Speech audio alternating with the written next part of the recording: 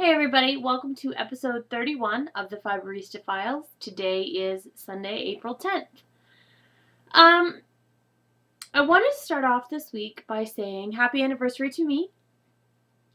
Today is exactly, I believe, 1 year since I began the podcast, the Fiberista Files. Unlike the Knit Girls, who are great about doing it recording every week, I'm only on episode 31. Is that what I just said? I think I'm on episode 31, as opposed to the 52 or 53 that they're on. And they're a couple weeks older than I am. But it's been a year, and it's been quite a year for sure. I've had an awesome year. I really have had so much fun, and I'm so grateful for all the people who watch me every week and who, send me messages and let me know, and those people, of course, who, buy from me and whatnot. And I've had some friends who've stuck with me this whole year, and they watched every episode faithfully when it's come out, and thank you guys for that. And here's to the next year. Well, why don't we get right into it? I'm a little bit late. I'm about an hour later than I usually am when I podcast. I'm exhausted. I don't know if you can see the bags under my eyes. I'm so tired. I usually dye in the dye pots. Where else would I dye? I usually dye Friday night and Saturday, and then Sunday I do the rescaling and the ball banding and the photographing and all that, so that Monday everything just needs to be listed for the shop update. But this Friday, I actually went out to dinner with my parents. They drove up. They live about 2 hours south of here, and so they drove up halfway, and we drove down halfway, and we had dinner at a local truck stop while my parents were headed back down south. They'd gone to some flower show, I don't know. So that totally ruined my chances of dyeing Friday night. So instead, I had to dye Saturday and Sunday. Now, I've mentioned before that I'm dyeing for show season. And I mentioned on Plurk this week, and I think on Ravelry too, that I got a fiber shipment. Oh my word. I must have dyed more than half of the dye shipment that I got this weekend. I'm pooped, and it's a good pooped, but not everything. I'm going to be able to show you a third maybe of what I've dyed so far this weekend. I still have 2 pans that are cooled. They're in their dye pots. I took them out of the oven, and I don't even have a place to take them out and rinse them and hang them up right now. So that's next on the list. But you will see a little bit this week, and you will see more throughout the week. What you see here today will be in tomorrow night's shop update, Monday night, April 11th at 6 p.m. Eastern. Everything that you see here will be in the shop update. There will be some more things probably as well if I can get them accomplished. Otherwise, next week's going to be a huge week. I'm going to start midweek dyeing, which means I'm going to try and dye in the Tuesday, Wednesday, Thursday days and do at least 2 pans, hopefully on those days if I don't have anything else going on. That's 2 colorways, not 2 pans, 4 pans, 2 sets of pans. So that's 4 colorways times 3 days, that's 12, plus what I do on the weekends. So hopefully that will get things going a little bit better. I've dyed up almost all of the sock yarn that I got. I had 2 cones of the sock yarn. I haven't even touched the lace. I told you guys that there would be lace this week. There's not going to be lace because I literally have not had a chance to get to it yet. I think I worked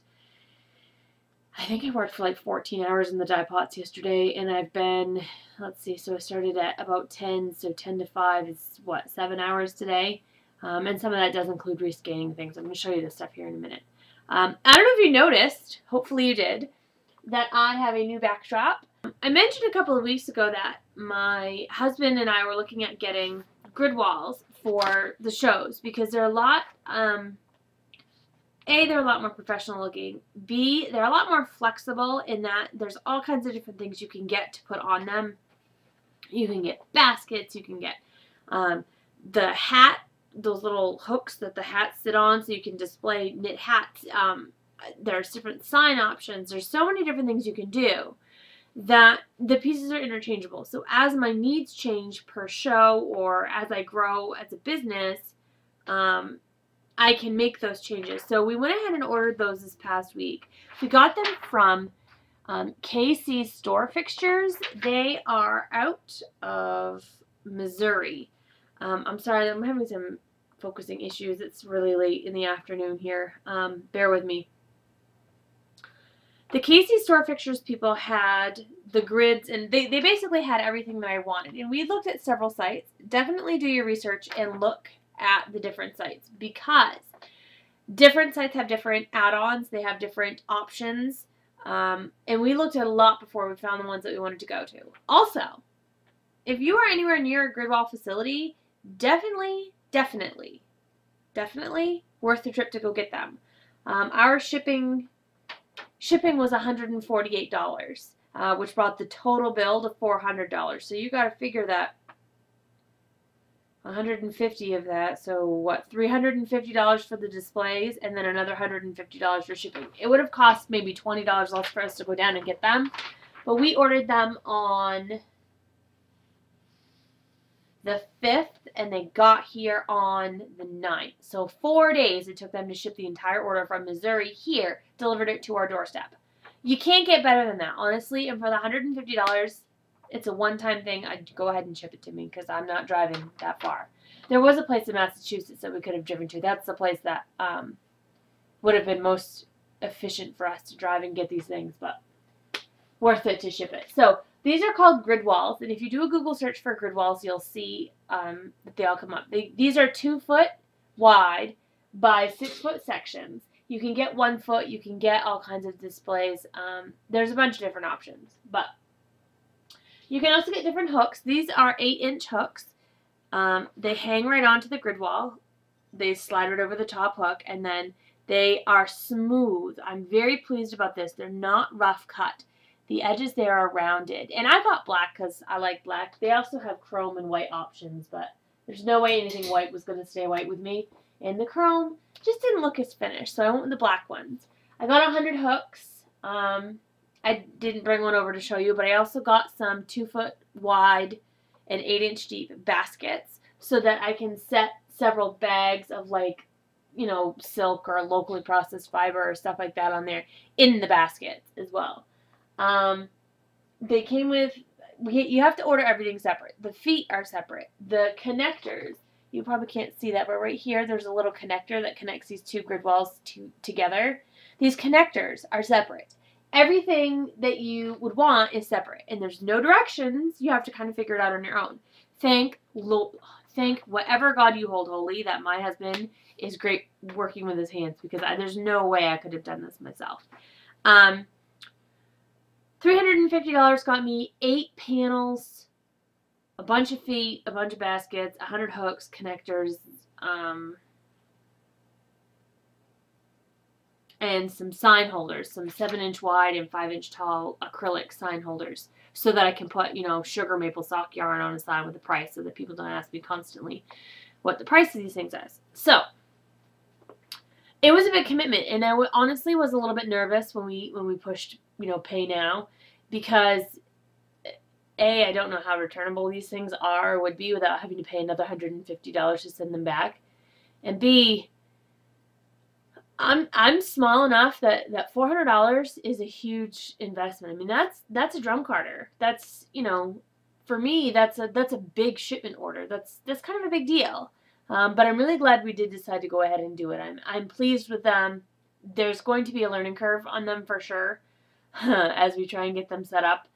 We still need to figure out the best way to get them folded up so that they're easily maneuverable in and out of buildings and the barn for fiberfrolic and things like that. We're still working on it.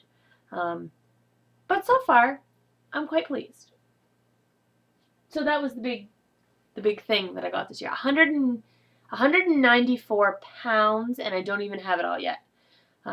3 of the grid walls haven't shown up yet. I should have them and maybe 1 more box of legs, I think, coming. We haven't set it all up. We just set up these 2, and we just stuck a manky old sheet behind it so you guys could see what it looked like. But that's what I've got. Yay! I'm so excited. I'm ridiculously excited at how professional these things look. I mean, the yarn hangs off nicely, you can see. It just hangs really nice.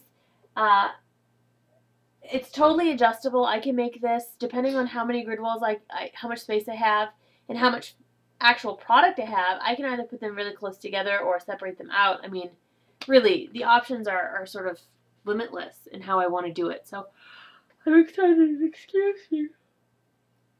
Told you I'm tired. All right. Dye pots. Now, as I dye for shows, I sit with a notepad and I think, what colorways do I know sell well and that I want to bring again? And I go through the list, and off the top of my head, I come up with the most popular or my most favorite colorways. Things like Empress. I always dye up some Empress. For this Acadia Fiber Fair, where it's right on the coast, I'm going to dye up some Sea Glass sock yarn. I know that I'm going to want Cherry Blossom. That's a popular one. So I go through and list out all of my colorways, and I play around sometimes with what fibers I do and whatever. The problem with that is that it's not boring. Dyeing is never boring to me, but it doesn't always get my whole brain working. I enjoy a challenge, which is one of the reasons that I enjoy custom orders so much, because it gives me an opportunity to sort of stretch myself out of my comfort zone and try something new. And that to me is the most fun in the dye pots that I can have. This colorway, Ultraviolet, which I think I showed you guys last week, pop right off there. This is in the mixed BFL, the Ultraviolet. This was a custom order that I did two of, because it's just as easy to do two as it is to do one. There's my focus, finally. So I did two, and then somebody liked them, Minnie, who gets whatever Minnie wants. She said that she wanted me to dye up some more, so after Lori already claimed this one, so I've got a bunch more coming. So that was a bit of a challenge. I like the custom orders because they, especially when somebody says, I'd really like something pink-ish, go for it. Okay, absolutely. So it gives me a chance to play. She said the woman who wanted that wanted something in purples. So she let me pick the fiber and kind of go to town, and it was a lot of fun. And it was a bit of a challenge. You never know if somebody's going to like what you create. So I really overexposed today. I'm really sorry about that. Maybe if I come closer, it'll be better. That's a little bit better. Okay. So anyway, one of the other challenges that I have in the dye pots that I really enjoy, but I do very little of, is dyeing to a photograph or an image. I'm on Pinterest, pinterest.com. It's in the show notes. Pinterest is a digital bulletin board, basically, of images, and you can categorize them and do all kinds of things. And if you just browse through Pinterest and see what other people are pinning, a lot of the times you can get really inspired. So the other day I was going through and I saw this beautiful picture of a peacock, and it was just gorgeous. I'll try and put it down underneath so that you can see the picture. And I said, I think I can dye that. I think, and you break it down and you look at all of the individual colors and you say, I think I can do that. Now, dyeing to a picture is always much more complicated than just doing a colorway like Cherry Blossom, which comes from your mind, because there are so many more colors involved than what you'd normally do on your own. Cherry Blossom has 3 colors, a light pink, a dark pink, and a brown, and some undyed, if you can even call it a 4th area. But there's not a lot of complex colors. With the peacock, there actually, as I pulled it out, there are about 6 colors that I pretty much gathered I was going to need. And 6 colors is a lot of work. And you never know when you're dyeing a photo if you're going to use more of one color or less. It's kind of a wait and see thing. It's immensely challenging, but when you nail it, it's also immensely rewarding. And I gotta tell you, I know it sounds conceited. I'm aware of the conceit of this sentence, but I freaking nailed it. So I'm gonna show you that here in just a second, but I wanted to mention that as one of my methods for dyeing is to use photos. I also there's another on Pinterest that was a sort of a vintagey photo with plums and things, and it had the colors of the photo separated out at the bottom, and I just picked 3 of those and went with it. Also another colorway that I really, really loved. My door is going to open here in just a minute. The dog's going to come in. Don't just ignore him. I'm going to try. So, dye pots. Colorways that I'm doing again, that I'm doing up again. I have let me go this way. Hey. This is, oh, was he all muddy? Yay. What was I saying? This is Maritime, sorry. Stephen from the Dramatic Knits podcast just podcasted about this fiber. This fiber is Superwash BFL, so it's a different fiber than the one he has, but it's the same colorway. It's got greens and grays and some lighter areas that are undyed. So that was been in the dye pots this week. Don't you even think about jumping on me, dirty dog. Empress. I did Empress again, but Empress is a little bit different this week because I was tired of combining colors to come up with the lime green. It takes two different colors and I never seem to get them exactly the same, and it's just frustrating. So I looked around and found a dye company that had a lime green that I really liked, and I bought it and played with it this week, and I love it. Empress looks a little bit different now. Don't care. I'm the boss of my colorways, and this is the way it's going to look from now on. So this is Empress. You're familiar with the purple. You'll see that this lime green is a little bit, it's kind of Hoo Boy bright at this point. But it's awesome. This is what I wanted it to be in the beginning, and it just has never managed to do it yet. There's still the medium green there in the middle, and the purple always tends to have a little bit of blue in it, just based on the way the dye absorbs into the fiber, and then sort of quasi-rescanned here. This is bright. I love it. I love my new lime green dye. I love it so, so much. There it goes. It's going to focus for you now. And, I mean, you can see, too, that there's a little bit of light blue and stuff in there, but so pretty. So I did Empress again. I did 3. I will be doing probably a total of 6 at some point. I'll do 3 more for the show just to make sure that I have it, because this colorway tends to go quickly. So, what else have I done? I did Blue Skies. No. Blue Skies and Buttercups is just sitting there. That's been there for a while. In Search of Dragons, I did again, in Corriedale again. This one came out lighter than the last one did. The blue was more green last time, and this time it's more blue, and that's okay. I have no problems with that. I'm not going to change the colorway name because I don't think it's different enough. So this is In Search of Dragons. It looks kind of green on your screen, but it's not green. It's blue in this sort of bronzy, old gold kind of color. So there's that one. Continuing with the Corriedale, I did a colorway that I've done before. I did it in Wensleydale last time. This time is Corriedale. It's called Wildberry Cobbler, and it's actually a progressive dye where it goes from all the purples here, it goes into the red, into the rose, and then goes back. So if you were to divide this right in the middle at the rose, you could have 2 nearly identical skeins. It's a great way to divide if you'd like to apply, but you want the colors to kind of stay together. Jackson, hey, don't eat the cat's food. It's too expensive. Not giving it to you. Go. Go. Thank you.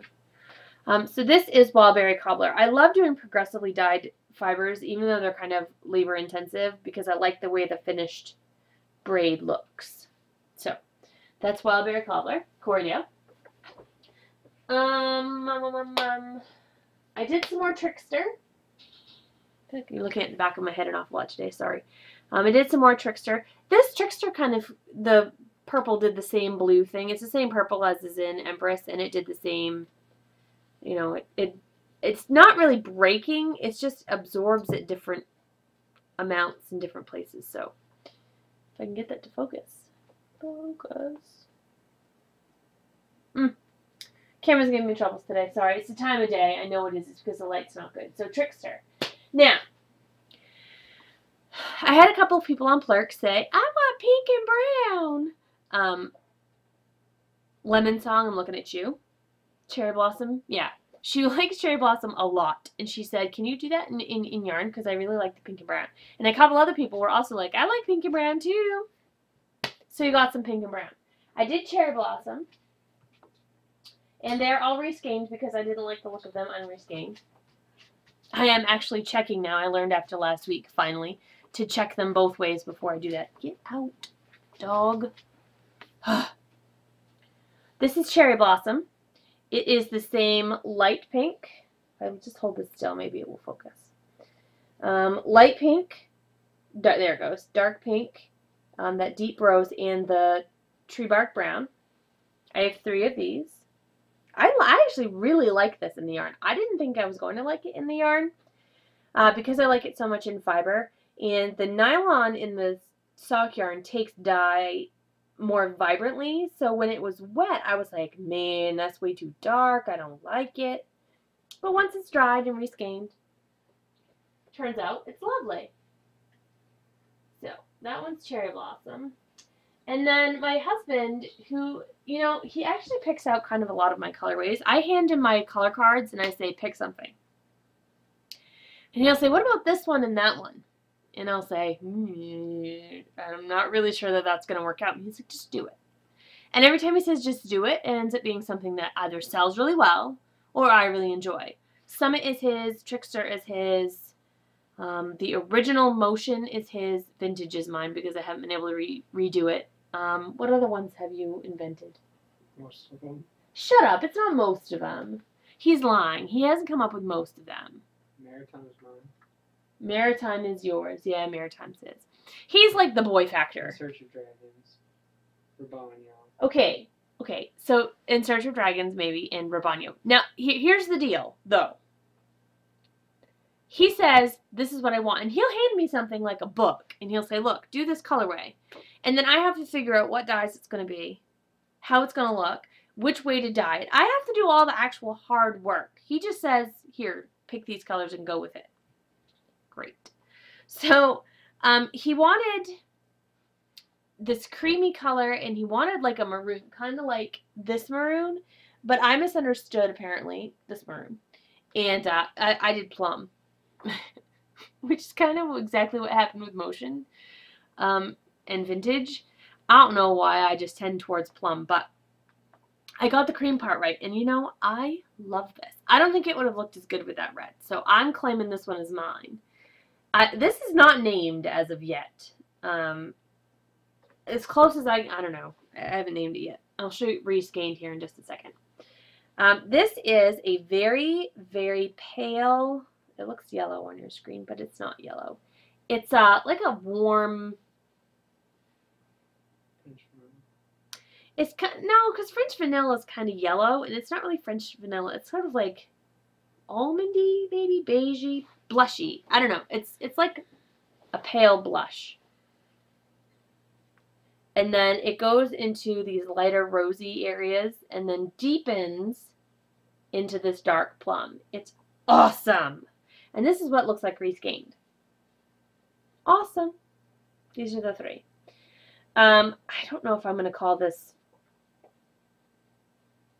I don't know. I don't want to say it because if I change my mind, I don't want to be wrong on the podcast in perpetuity. No. Oh, cat. So that's these three. I just want to keep looking at them because I love them so. And these two I left, these two I left unreskeined so that you could see the progression.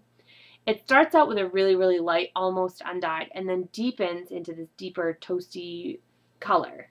And then goes from the deeper toasty color into that blushy pink color down into the plum. There was a photo on, I'll show it, it's down in the show notes, that was the inspiration for this too. Not just him. So, anyway. That's those three. Now, the peacock colorway, I told you that I nailed. Because I'm conceited and I said stuff like that. I admit it. Everybody, you know what, every dyer has a day where they say, oh, I nailed it. They just don't maybe say it in public, but I have no compunction about that. Go away. Say hi. Hi, Riggs. Go. Okay. So, peacock actually is 6 colors. It was a lot of work. But then I had some leftover dye, and I said, well, why don't I try it in this fiber? And then I had some more leftover dye, and I said, oh, let me try it in this fiber. I ended up doing this in 3 different fibers because I freaking love it so, so much. This is Corriedale. This is the matte version. It's not any shiny at all. You can see that there is bright blue, and then there's dark blue, and then there's that little pop of, like, it's not really a brown, but it's sort of like this bronzy, weird color right above the blue spot in the tail feather. And then it goes to bright limey green, and then darkens to some darker, this is actually a tealy green. So this is peacock. Now, I know what you're saying. Okay, yeah, big whoop. It's just kind of blues and greens. You've done that. And I have done that. But I also did it in silk and superwash merino tencel.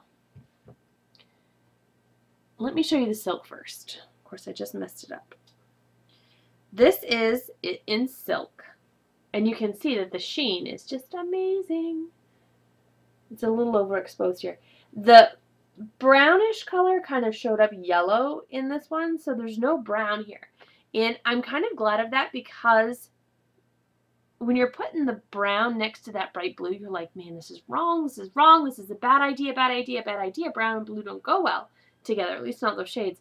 But turns out Mother Nature knows what she's doing, because it looks awesome. And there's an ambulance or something going by, sorry. Oh, half this town probably knows what's going on because they all have their scanners on. Alright, so this is Peacock in silk. 2 ounces. It's a long braid. 2 ounces. Because it's awesome. So, that's silk. And then, I also did this in Superwash Merino Tencel. And the Superwash Merino Tencel, by far, came out the best. It is gorgeous! Don't you just love it? Don't you want to have it? Oh my god, I want to keep one so bad. I'm not probably going to keep one, but I want to. Ugh. And it does the same. The dark blue into the bright blue into the little pop of brown. The light green, the medium green, and then that darker tealy green. I'm just going to let you ogle that for a second, because it's so pretty. Ugh. I love it. Now, I didn't bring any down to show you, but I also did some more Poetic. If you look through my sold items, you'll see Poetic. Poetic's a perennial. That sells really well and is really pretty, and it's pretty easy to dye up. And I always do that in the Superwash Merino Tencel. Yes, my husband says that's one of his colorways too. He's just going to take credit for all my work. And Thor's hammer. Yeah. And Thor's hammer. Yeah, I didn't do any of that though, so shh. I also did, it's basically, Poetic and Thor's hammer are the same dark gray and charcoal and silver. And then instead of the purple for Poetic, I did the red for Thor's hammer. And then in this one, instead of the purple for Poetic or the red for Thor's hammer, I did a blue. And it's the same bright blue. Last week I did a lot of the same green, and this week it's a lot of the same blue. I had some leftover blue, so I went with it. Come on, focus. Maybe that's as focused as I'm going to get today. But same thing, Superwash Merino Tencel. Superwash Merino Tencel. I probably could enunciate that a little bit better. This is braided tight for shipping. It's very, very, very tightly braided. It doesn't look much bigger than the silk, really, but it is. And it will floof up a lot once you let it out. I braid it tightly because I put it in those bags, and that both the bag, the comic book bag, and the braiding help keep it from getting damaged during shipping. I would hate for you to pay for this and have it be damaged. So this one also does not as yet have a name. It will before it goes up tomorrow. I have some naming things to be doing. Let me take a look and see if there's anything else. Nope, that's all I have in the dye plots. No. That's all I have done from the dye plots to show you. There is easily another 2 times this amount, probably legitimately, that still has to be dried and braided and reskeined and all that happy jazz. So that's what I have in the dye plots. I talked about the grid walls. I have no notes this week. Can you tell that I'm completely like out of it? Dye pots, grid walls, anniversary. Oh, I have 2 things to show you. The camera is gonna click here for a second because I'm gonna cut this part out. So I'll be right back. Okay. I do have grabby hands this week. In fact, I have 2 things on grabby hands this week. I meant to do them last week, and with the episode being as long as it was, there just wasn't time, plus I forgot. So I wanted to make sure I'd mentioned it this week. The first is a coffee mug, and I'm not sure where my friend Deidre got it for me. I'm assuming it's a place like Cafe Press or someplace like that. She was looking for something knit related, and she came across this coffee mug. And this is a huge coffee mug with a huge handle. You can see that. My hand totally fits in there with room to spare. And it says, I'd rather dye, D-Y-E, than knit with generic yarn. Which is so me! Ah, isn't that cute? And then there's a little yarn and some knitting needles in it. I love this mug. I haven't actually used it yet because I've been keeping it clean so that I could podcast about it. So, I can't wait to get to use this. If I don't have tea tonight, maybe I'll have alcohol. We'll see. It's been a year. I deserve it. So thank you very, very much, Deidre, for that.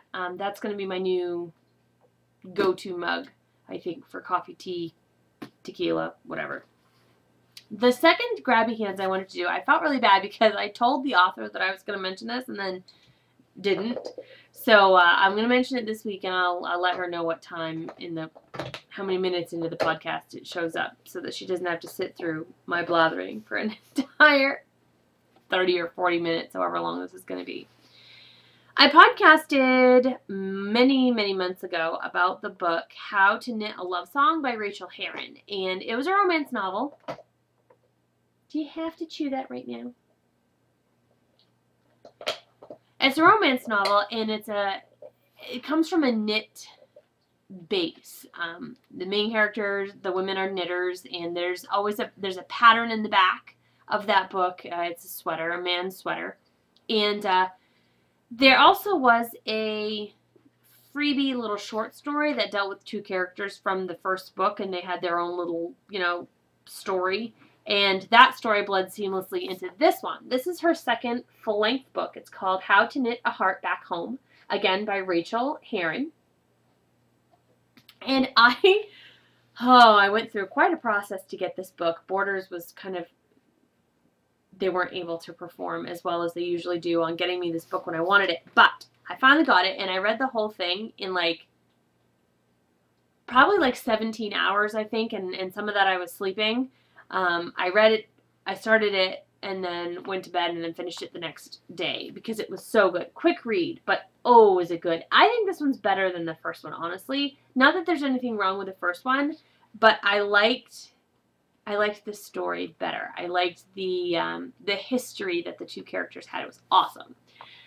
It takes place in the same Cypress Hollow, which is where the first book takes place. And the characters in the first book do show up. Abigail and Cade, I think his name is. I should probably know that. They do show up in this book, but this is the story of Lucy and Owen. And, oh, it's good. It's good. Just enough steam to keep you interested. Knitting, and the pattern in the back of this is Lucy's bookstore sweater. It's a cardigan.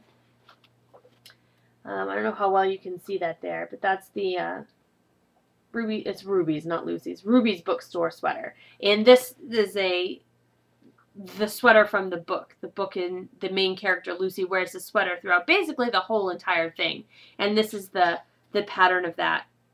Sweater. So it's just really neat. Rachel Herron is a great author. I really enjoy her stuff. I follow her on Twitter, and even her tweets are interesting.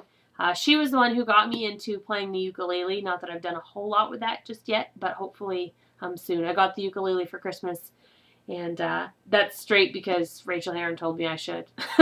I'm so susceptible. So anyways, How to Knit a Heart Back Home. It came out on March 1st. It's available now for purchase.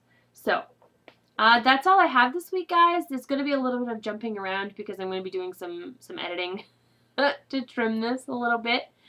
There will be an update, shop update with everything that you've seen here, Monday night, tomorrow night at 6 p.m. Eastern Standard Time. And there may or may not be a little bit of extras that I didn't mention. I may or may not have another update this week. If you want to know if there's going to be an update, find me on Plurk. I am Boutros Babe on Plurk. Boutrosbabe on Plurk. I am also Boutros Babe on Ravelry. And you will see me post in the Highland Handmaids Ravelry group. Join the group if you haven't already. There's also the newsletter which you can sign up for. That's not going to have updates about shop updates, but you still can join it anyway. It's a good thing. It's got some good news in it. Where else can you find me? I'm on Twitter as Fiberista Files. I don't know if I've ever mentioned that before, honestly, but I am. So go to Twitter and find Fiberista Files, or I'll link it in the show notes. Probably easier for you. And you can follow me on Twitter there. I think that's all I have for you this week, guys. So I hope you're having a great week. Spring's finally here. It was 50 degrees today, I think. A little bit breezy, but the snow is melting finally. Let's hope any more doesn't come this week. Until next week, guys, happy spinning and knitting, and thanks for tuning in.